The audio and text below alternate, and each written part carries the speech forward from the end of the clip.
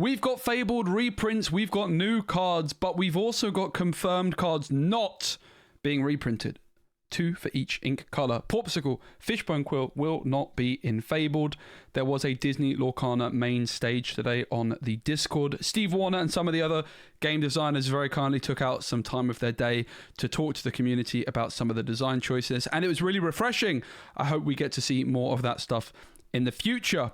Popsicle, too strong. It's just an insanely overstated card. The fact that you can play it down, draw a card, and at a later stage heal up is absolutely absurd, particularly for an inkable card. But the game designers even said that they need to be a bit careful moving forwards with these one-cost items which draw a card and replace themselves.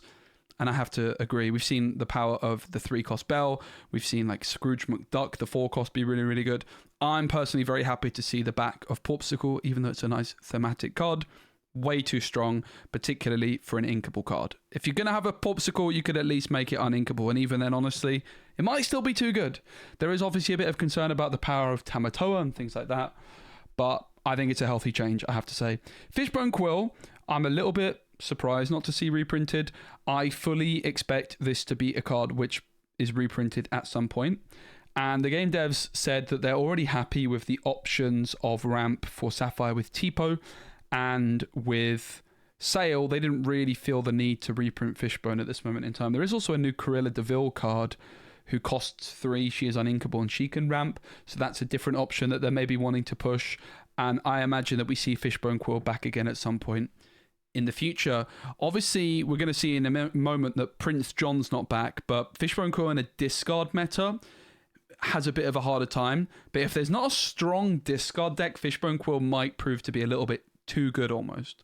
I think it's fine not to have Fishbone Quill in the game for a bit, but this is definitely one I have my eyes on to see a return of, maybe in 4 sets, right, at the next rotation. I wouldn't be too surprised to see Fishbone Quill return.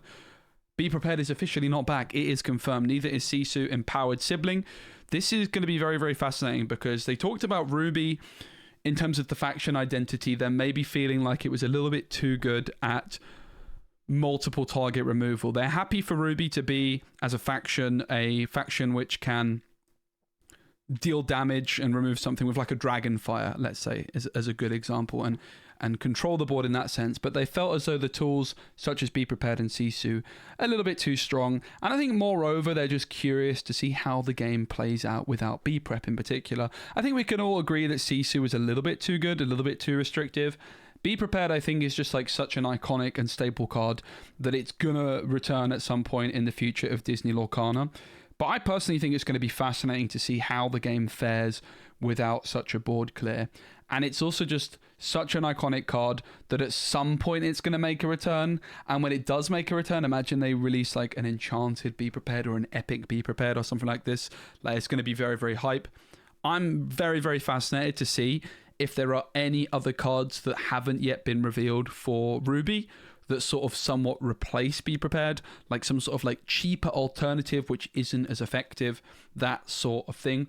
We'll have to wait and see, but I, for one, am quite excited to see how different the game feels without it. Aggro is obviously going to benefit quite a bit, you would argue. Ruby Sapphire as a deck, for example, is it going to struggle to find an identity? Well, maybe not, considering Maui Half Shark is still in the game. We've seen Powerline as well, so an action-heavy deck for Ruby Sapphire is still quite possible. You ramp up into that Half Shark. You can try and control the board. There's still like Bee King Undisputed and these sorts of things. I think it's really, really fascinating for the game, and I'm very excited indeed for it. Prince John and Diablo, no surprises there. My least favorite card in the game and my favorite card in the game back to back. They're both too good. Diablo, I always hated it. I actually still believe that Diablo should have been banned, controversially, instead of Bucky. Bucky was a little bit too much, I'm not going to lie. But it was really the Diablo shift that made Bucky so devastating. I would like to have seen Diablo banned at the time, and I think I stand by that one. Obviously, Diablo is a card I've played a lot of recently because it's very, very good. But the play patterns of Diablo, just not that exciting, particularly outside of Amethyst, where you only have 4 shift targets. I think what made me sort of not mind playing Diablo so much myself was having like 8 or 10 one-drop Diablos to shift it in, but I'm sure it wasn't that fun for my opponents. Like, I just had some games playing Diablo where I'm like, yep, really sorry about this. I'm just going to keep drawing and keep drawing and keep drawing. Very unfair card. Never, in my opinion, should have been printed. Very happy to see it gone. Because Diablo came in like set 4. Prince John has really been there since the start. He's got a special place in my heart.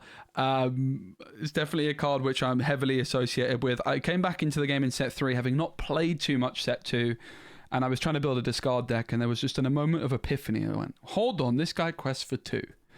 And since then, I've not really looked back with Prince John. Great card, definitely too strong.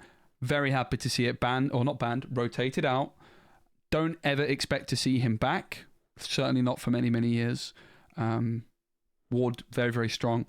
I think Prince John, if it only quested for 1 and it had 1 willpower, would be more fairly balanced.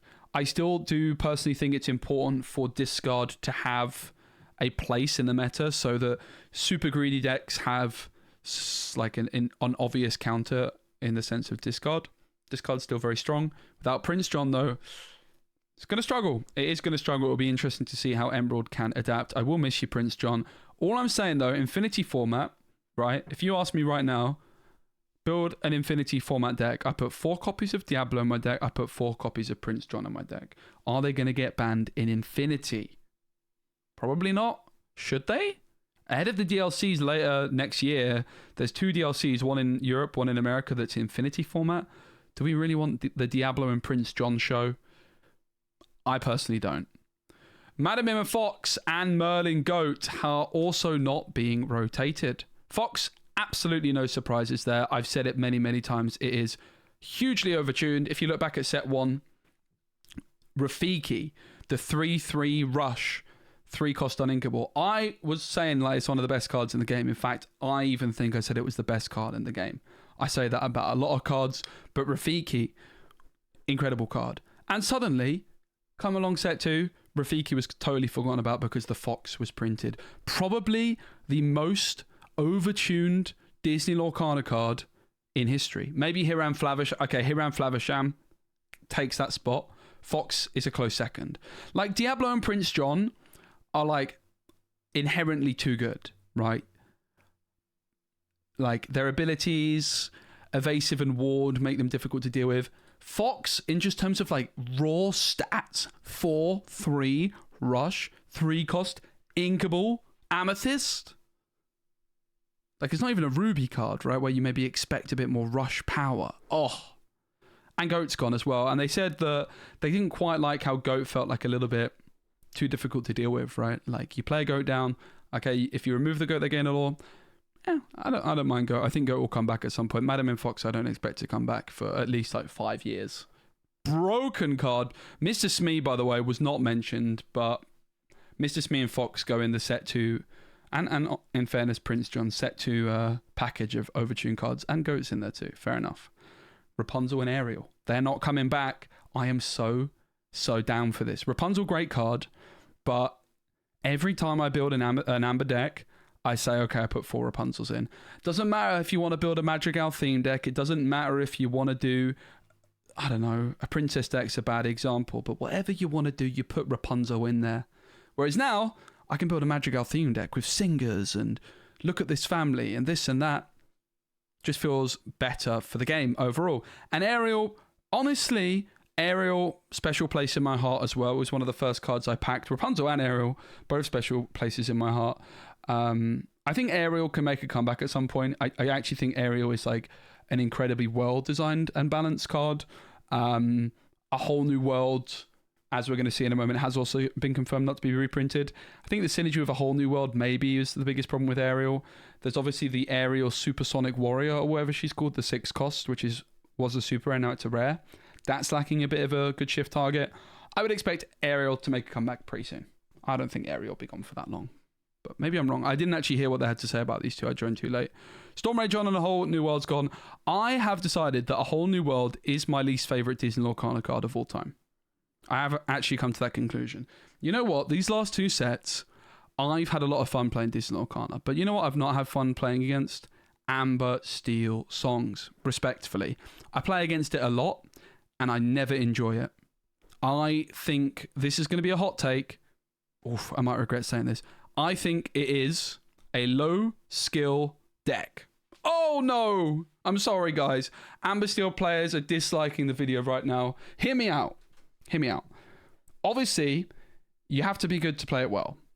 But I think you can also play the deck very badly and still do very well with it. Because, like, you go first, you play Daisy, you play Smee, you play flipping Lady into a Daisy, and then you play Naveen into Whole New World. GG. It's over. I can't do anything about that, right? It's kind of like similar to Prince John and Diablo, where there's these game states that you just lose. You just can't do anything about it, and you just lose. So even though I'm sad to see... Well, I'm actually not sad to see Prince John go. I obviously love Prince John. I'm happy to see it gone. I'm happy to see Diablo gone. And I can't believe I'm saying it. As much as I've always hated Diablo, I have decided I dislike A Whole New World even more. It's quite a recent revelation. I am so sick of losing to this card. I can't even tell you. The games against Whole New World, I don't find fun. I'm happy it's gone. It's an iconic card. It can come back at some point. I'm happy to play a game without it. Let the Storm Rage on. Great card. They've reprinted Strength instead of Storm. I think it was always going to be one or the other. And I think the Strength is probably the better card to keep because it keeps decks like Amethyst Steel having like a really good tempo option. Let the Storm Rage on, I think, is a fair card though. It's more when you've got like Cinderella, Diablo, Belle, being able to sing it a bit unfairly, that it can maybe become a bit more of a problem. But I don't think Storm Rage on was too much of an issue. I would have liked to have seen Mr. Smee in this one. Mr. Smee is a busted card. But yeah, I'm sorry, Amber Steel players. I know you've disliked the video.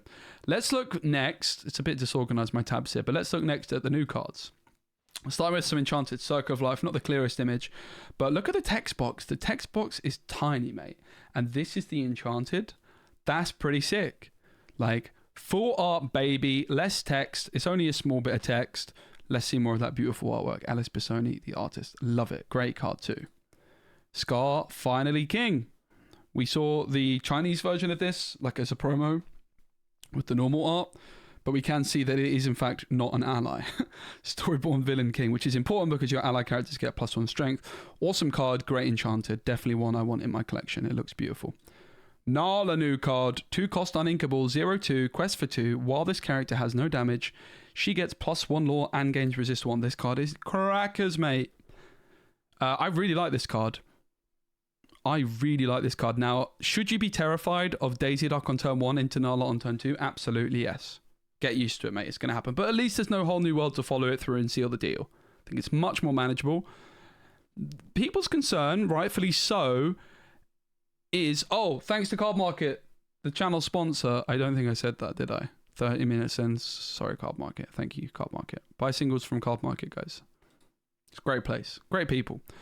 But if Fox isn't in the game anymore, right? Maybe Maui's not in the game anymore. Maybe Brawl's not in the game anymore. How on earth do you deal with Daisy Duck and Nala? Not that easily. Interesting, like Ruby has the 2 cost Gaston, the 4/2, which is being reprinted. That actually suddenly looks like a more appealing option.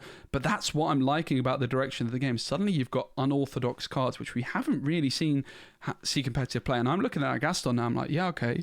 I wouldn't mind some Gastons in my life. But Resist 2, Quest for 3 is absurdly strong. If you look at other 2 cost characters which can quest for 3 or more, you're looking at Pinocchio. You're looking at Olivia Flaversham, who's a 0/2 that quests for 2. Quest for 3. And you've got Simba, 1/1 quest for 3. I think Olivia let's look at Olivia Flaversham on Card Market, because I think this card is going to help us like relax a little bit. I hope it's Olivia Flaversham. Let's just search it. I've been on this tab for a while. Yeah, Olivia Flaversham. Olivia Flaversham's okay. She's also a 1/1 that quests for 3. There's a Hiram Flaversham then that quests for a bunch, right? Yeah. Okay. So there's a Hiram Flaversham that quests for 3 and is a 0/2. We haven't really seen this card see any play, right? Okay, it's Steel versus Sapphire, but what does Nala actually have over it? It has resist 1. Now, obviously, it also isn't always going to quest for 3, but it's pretty much always going to quest for 3. Would you rather have that, the quest for 3, and with resist 1 most of the time? Yes, you would, right? You'd rather have that. Nala is very, very good. Maybe she could have been like a 0-1 with resist 1, because then she would be like the same as Flavisham, but she's just like a strictly better Flavisham. Thank God we're talking about this Flavisham and not the other one. A strictly better Flavisham is not a sentence that you want to hear. But I think this is good. It's a very good card. It's a very good card. How can you deal with it? You need 3 damage. Smash. Don't know if that's being reprinted. Strength. Some like 3 strength rusher like Hercules or Rafiki. Either of those. There's like a Hercules in red that can rush. I reckon it's True Hero. It's not the True Hero. Damn it. Is it? It's not that one. It's not that one. I don't think it's that. Clumsy Kid. Set 4. Okay, so this Hercules is no longer in the game. That's a shame. That would have been a great card. Just shows you how good Fox was. This is a very, very good card. Aggro is definitely quite scary coming into set 9. Fabled with Daisy Duck, with Nala. Without Fox, without Brawl, it's going to be difficult to deal with them. But remember, there's cards like Louis in Emerald, right? The 4/2 Alligator Don, who comes in, gives something reckless, and it comes in exerted. Louis is going to be absolutely outstanding in the new meta. Ooh, get yourself a playset of Louis right now. Sisu's back! Great card. Love to see Sisu back. Sometimes the only way to fight the unimaginable is with the incredible. Great card. This will see play, I think. Great in multiplayer as well. If you've ever seen this in multiplayer, oh my days, you get 30 strength Sisu, mate. Very cool to see that. So Vanessa, a very good looking YouTuber, once revealed this card. They went by the name of Speci Lorcana. I don't know where they've gone. It's curly cards now. I'm happy to see Vanessa back. Cool card. Amber singing Beaking Undisputed. Beaking Undisputed. Yes, please. Bell Untrained Mystic and Bell Accomplished Mystic. We already knew this one was coming back because of the quest card. But Bell Untrained Mystic, 3/3 quest for 1. When you play this character, move up to 1 damage counter from chosen character to chosen opposing character. It's not great. Not bad in sealed, mind you. We all know about how good this Bell is. We all know that this is an outstanding card. Still a super rare. Sudden Chill. Thank goodness. Thank goodness. One of my favourite cards of all time. Absolutely belongs in the game. If you ever, for Disney Lorcana, print like 100 card set, which is like eternal, like these cards are always in it, Sudden Chill is on that 100 card list. It belongs in the game. 1 for 1. I get rid of one of your cards by getting rid of one of my cards. If you've got card draw in the game, you should have discard in the game. It's like yin and yang. If you watch the main stage, you'll know that that's not my quote. It was a very good quote, though. Back on to new cards, and we've got a legendary. Max Goof, the chart topper. Oh my goodness. 6 cost. Inkable. 4/5 quest for 2. Good stat. Shift 4. Whenever this character quests, you may play a song card with cost 4 or less from your discard for free and then put it on the bottom of your deck. You guys know Ursula, Deceiver of all. How about Max Goof, chart topper of all? Great card. Outstanding. Now, it is quite expensive. I gotta say, 6 cost in Emerald. If we're going back into the old meta, by the time you get a 6 cost down in Emerald and it's quested, the game's already over, mate. You've already lost. So as good as this card looks, I'm gonna throw out there, overhyped. Do I really want to say that? I don't know. Nah, maybe not. This card's good. A big reason this card's good is because it actually has a really good shift target. And I think you really do want to shift this card in order for it to be worth it. Because if you play this on turn 6, you're questing with it on turn 7. That's very slow. Daisy Duck, Nala are not going to let you do that. However, there's a very, very good shift target. Let's take a quick look at it, shall we? There's a very, very good one. I don't even know if Dreamborn have it. Max Goof. There's a 3 cost. Brilliant. I can just read the card off for you. There's a 3 cost Max Goof 2/2. When you play this character, you may pay 1 ink to return a song card with cost 3 or less from your discard to your hand. That's what the card does. So it's a 3 cost, which is perfect for this. It's a 2/2. It only quests for 1, which is terrible. And even when I said it, I said, if this has a shift target, this could be really good. Because the 3 costs that you could shift onto, when you play this character, you can pay 1 ink to return a song card with cost 3 or less from your discard to your hand. So the max goof cards basically allow you to replay song cards multiple times. Emerald Steel, Strength of a Raging Fire. You recycle Strength of a Raging Fire with the smaller max goof, you shift on to the big max goof, you play that 1 copy of Strength 3 times. Maybe that's why Let the Storm Rage On is no more. Imagine you could play Let the Storm Rage On 3 times and replace it. Damn, that's a good card. But if you don't shift it, it's pretty slow. Outside of ramp in like an Sapphire deck or an Amber Emerald deck with Lantern, it's very, very slow if you don't shift it. Oh, there's Nala again. Aurora! 1 cost Aurora. There was a new Aurora. Oh, no, it wasn't. It was the old Aurora, the original Aurora from set 1 that got reprinted. And when I saw that Aurora, I was like, well, if there's a good shift target Aurora, like a 1 cost Aurora, we might be onto something here with this card. Well, lo and behold, Aurora is holding court. She's a princess. Whenever this character quests, you may pay 1 ink less for the next princess or queen character you play this turn. The other princesses were especially happy to attend her long-awaited celebration. Yeah, they absolutely are. This means you can play the big Aurora shift on turn 2. Right? Right. I think you can do that. I don't think you want to do that, but you can do that. Aurora? This one. Yeah, shift 3. This is a good card. So it's a princess themed deck. I mean, it's not outstanding, but it's decent. But this is a pretty good card. A ramp tool in Amber on turn 1 that's inkable. I am very, very, very, very, very interested in this card. This card is absolutely outstanding. This card is beyond belief good. The question is, how good is the princess tag?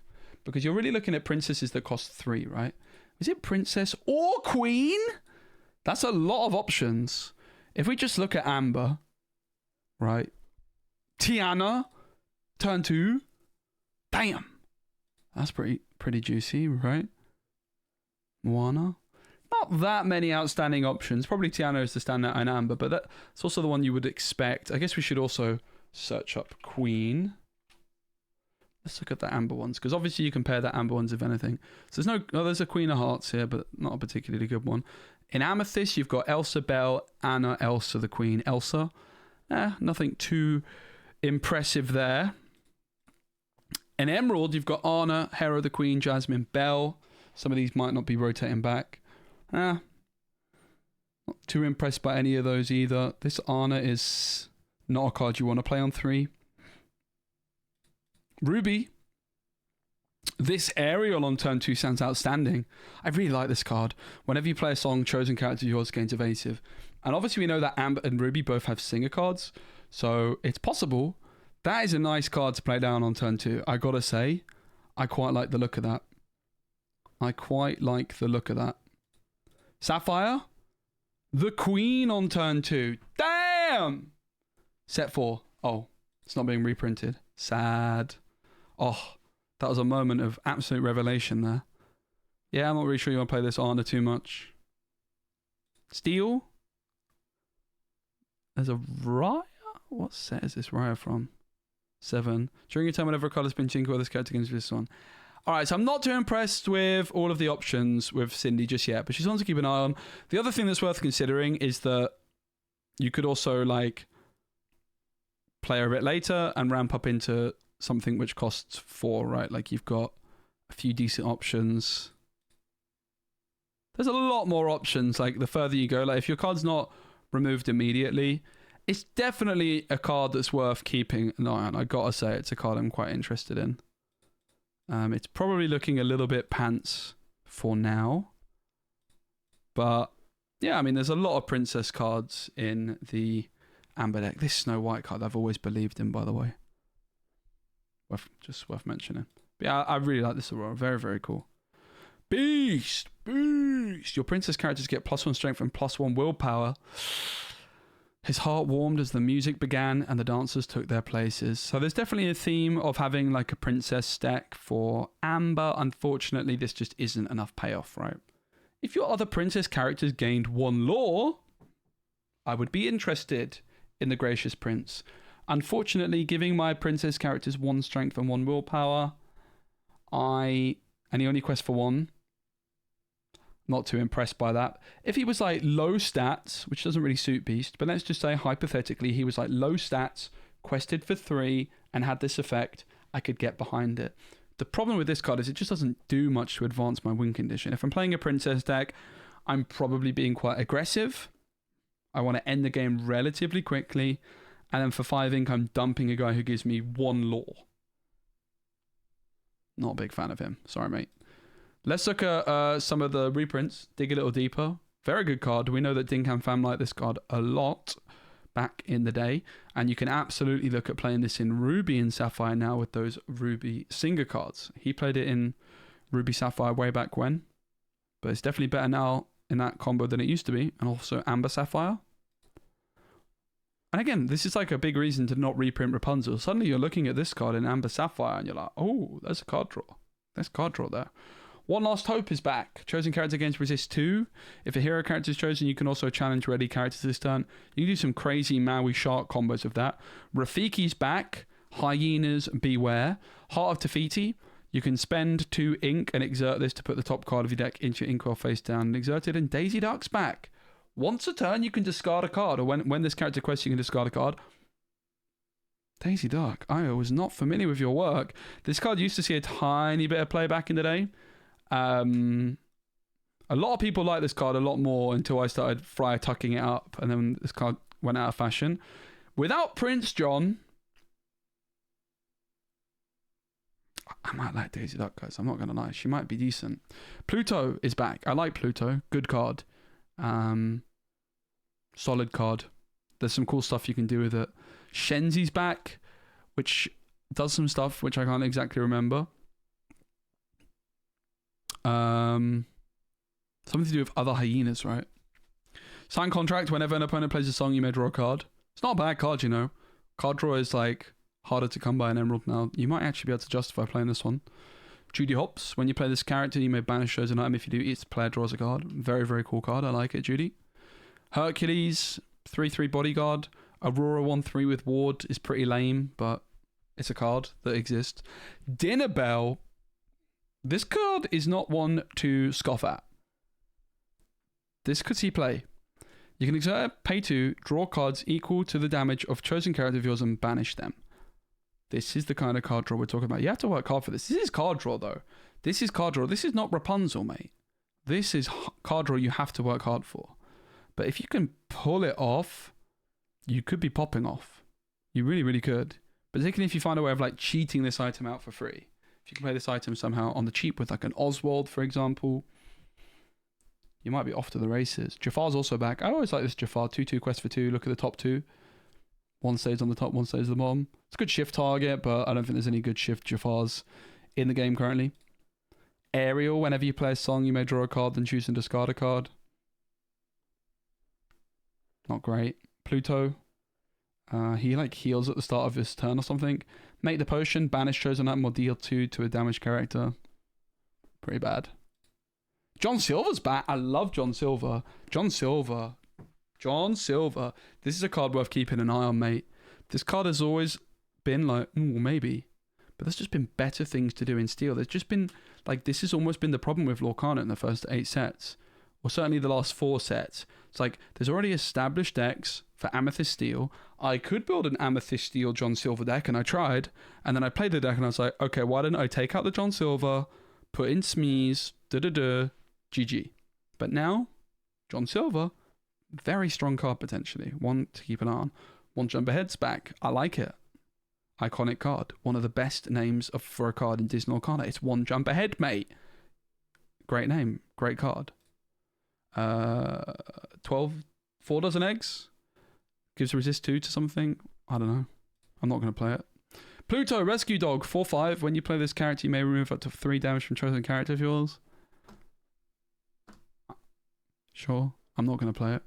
Bell, Inventive Engineer, 2/3, quest for 2. Whenever this character quests, you may pay 1 ink for the next item you play this turn. I'm not going to play it. I don't think. Philatites, no nonsense instructor. Your hero characters gain Challenger 1. Whenever you play a hero character, gain 1 more. Yeah! Yeah! Good card.